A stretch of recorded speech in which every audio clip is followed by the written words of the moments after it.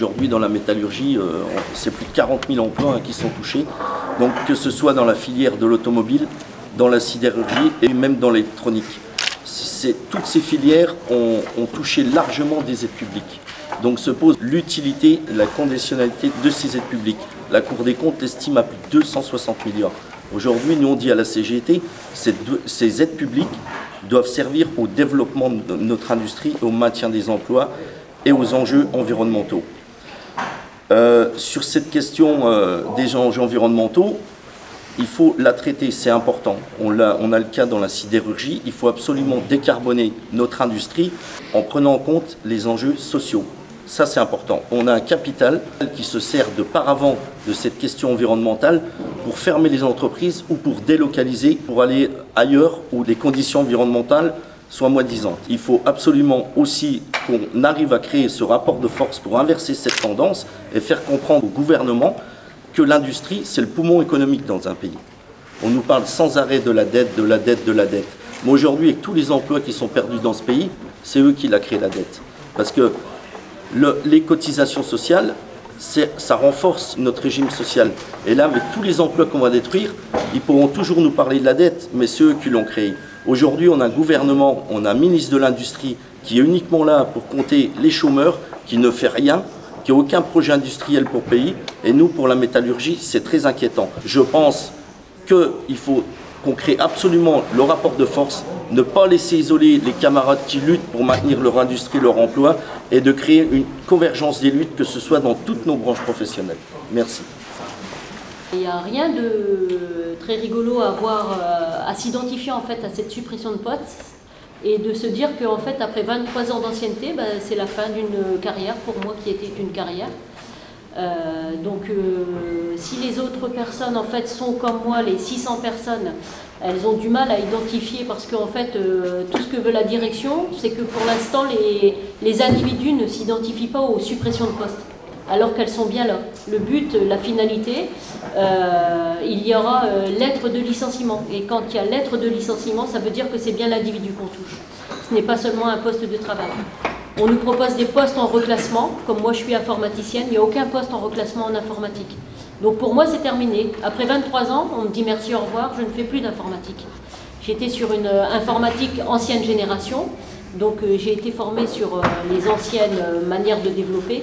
Maintenant je suis vraiment, c'est moi qui ai le bec dans l'eau parce qu'en fait c'est moi qui vais souffrir en fait de cette suppression de postes.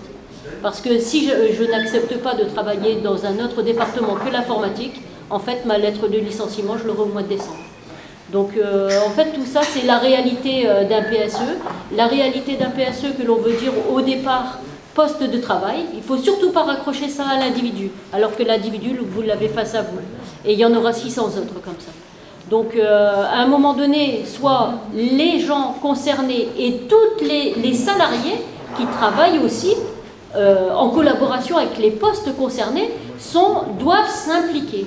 Sans implication de tous les salariés, on peut se dire qu'il n'y aura même pas de supralégal, on sera viré comme on peut être viré pour une faute simple ou sans cause réelle et sérieuse, on sera viré comme des malheureux. Et ArcelorMittal, déjà cette année, 0% d'augmentation, je ne vois pas pourquoi il me donnerait un radis en plus pour le supralégal. Donc s'il n'y a pas les salariés, et pourtant la CGT, on est aux côtés des salariés au quotidien, on les soutient, on fait tout, s'il n'y a pas un retour de salariés à un moment donné, on sera mort. Ce sera nous les premiers et les marches suivantes suivront beaucoup plus de licenciements. Sur les banderoles et c'est bien légitime, donc voilà, on va laisser Sophie Binet dans quelques instants nous présenter la teneur précise du combat que mène la CGT, notamment à l'occasion de cette troisième étape. Aujourd'hui, la CGT d'ArcelorMittal s'invite sur le Tour de France, pas pour faire de la figuration, mais parce que la casse sociale, malheureusement, elle se fait sans relâche. Des plans de licenciement comme à ArcelorMittal, la CGT en a recensé plus de 400. Pas une seule étape du Tour de France dans laquelle aujourd'hui il n'y ait pas de licenciement. À chaque fois, c'est la même histoire. Des multinationales qui licencient tout en distribuant des dividendes. Un gouvernement qui, au lieu de taper du poing sur la table, continue à signer des chèques pour financer les plans de licenciement des multinationales, au lieu de donner cet argent de nos impôts pour financer nos services publics, nos hôpitaux et nos écoles. Alors, nous sommes ici pour dire à M. Macron, à M. Bayrou, à M. Ferracci qu'il faut changer de braquet. Regardez un peu le Tour de France. Il faut sortir de vos circuits amateurs. Il faut passer en professionnel. Il faut affronter enfin les multinationales et défendre le Made in France. Il n'y a pas de fatalité. Juste à côté, la CGT, l'année dernière, a réussi à sauver l'usine de Val-d'Une. Val-d'Une, c'est le dernier fabricant de roues et d'essieux de train dont le ministre de l'économie avait dit que c'était une usine sans avenir. Eh bien, nous l'avons sauvé et aujourd'hui, le carnet de commandes est plein et Val-d'Une recrute. Alors, ce que nous avons fait à Val-d'Une, il faut le faire partout. Et aujourd'hui, ce que nous vous demandons, en plus d'applaudir de grands champions du vélo, c'est d'applaudir celles et ceux qui luttent. C'est d'applaudir tous les salariés qui refusent de baisser la tête face à l'arbitraire patronal et face à la finance. Nous vous demandons d'applaudir les camarades d'Arcelor qui sont mobilisés depuis 1 an.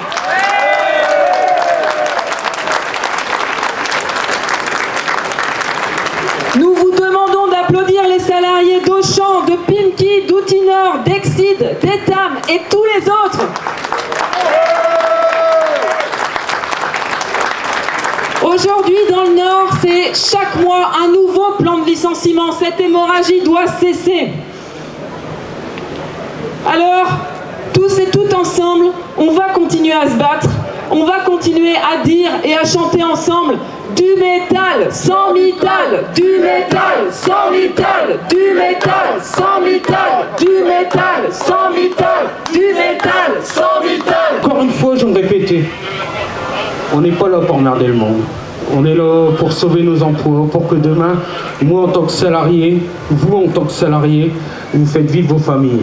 Que vous soyez une femme comme un homme, que vous soyez un père de famille ou une mère de famille.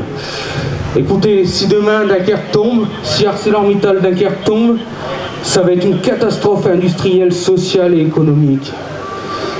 Est-ce que demain, s'il n'y a plus d'industrie sur le Dunkerquois, est-ce qu'on pourra réussir un événement comme aujourd'hui, c'est-à-dire un départ ou un arrivée du Tour de France?